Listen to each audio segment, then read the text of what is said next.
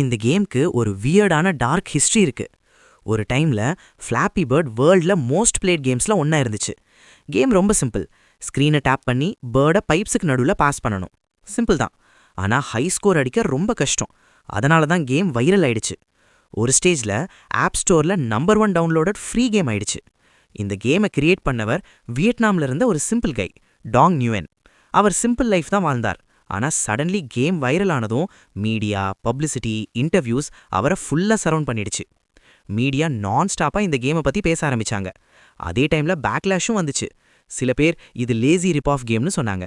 நிறைய பேர் மெசேஜ் அனுப்பி கேம் ரொம்ப அடிக்டிவ், எங்க ஃபோன் உடைஞ்சிடுச்சு, நீங்க தான் காரணம்னு ப்ளேம் பண்ணாங்க. டாங் தினமும் சோஷியல் மீடியால இந்த மெசேஜஸ்க்கு ரிப்ளை பண்ணிக்கிட்டே இருந்தார்.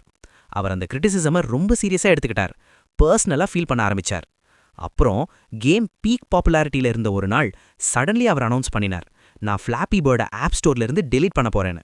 அவர் சொன்ன எக்ஸாக்ட் லைன் என்னன்னா, this game ruins my simple life, now I hate it, I cannot take this anymore. அதுக்கப்புறம் ஃப்ளாப்பி பேர்ட் அஃபிஷியலி டெட். ஆனா ஸ்டோரி அங்கே முடிவில.